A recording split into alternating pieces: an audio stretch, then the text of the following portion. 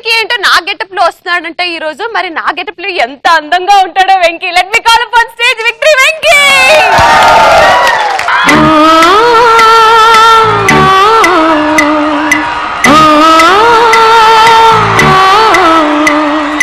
నంది కొండ వాగుల్లోన నల్ల తుమ్మ నీడల్లో,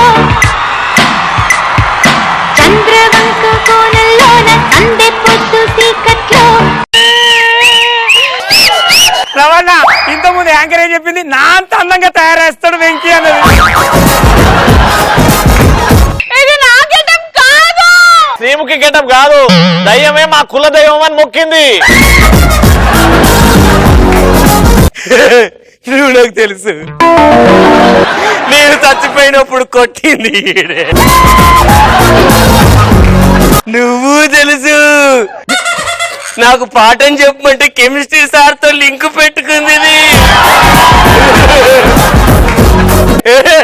ఈమె కూడా తెలుసు నాకు, మా అక్క.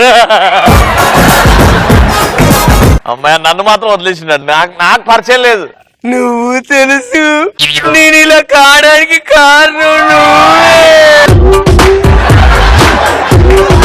ఎప్పుడు ఏం చేసినా ఏం చెయ్యలేదంటే నా బాధ. దయ్యాలు ఎందుకు అవుతారో తెలుసా? కోరికలు తీరకపోతే దయ్యాలు అవుతారంట.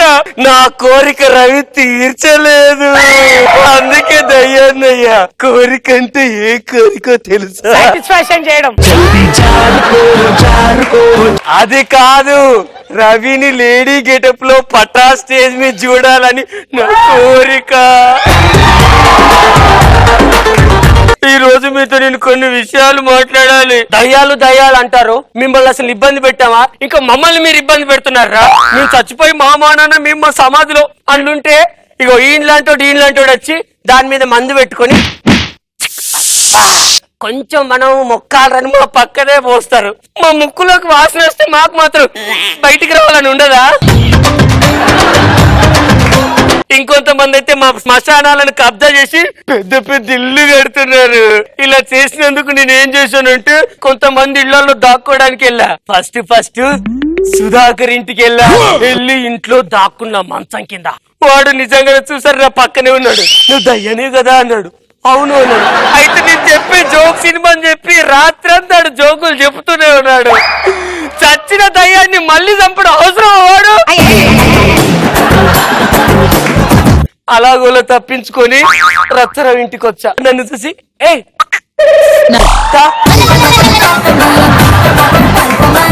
అని పిలిచి మీద కూర్చోబెట్టుకొని, చిన్నవారా కన్నయ్య, ఏం చేసినారో బంగారం, ఫోన్ నెంబర్ ఇవ్వాలని అడిగాడు.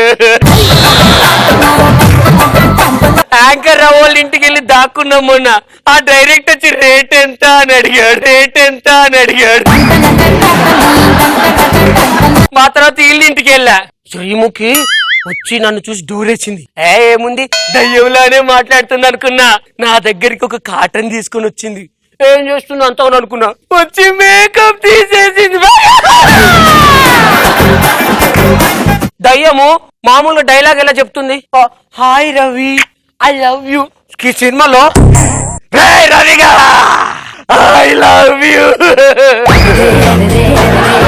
అన్నం తినేటప్పుడు మేము దయ్యాలం మాకైతే తెలీదా, మాకైతే నీట్నెస్ లేదా? ఇలా తినమా శ్రీముఖి లెక్క. శ్రీముఖి చూసినట్టే ఉన్నది. నాకు రవితో డాన్స్ చేయాలని ఉంది. డాన్స్ అయితే ఓకే, మధ్యలో ఫోర్స్ చేసి నన్ను లిప్ కిస్ చేసి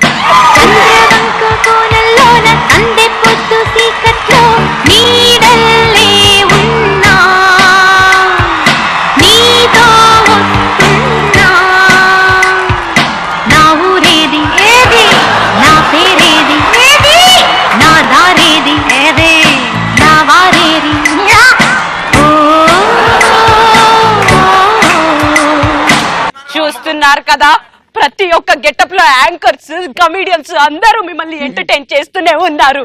మీరు మాత్రం మర్చిపోకుండా రోజు చూడాల్సిన ప్రోగ్రామ్ శ్రీ మురళీ మోహన్.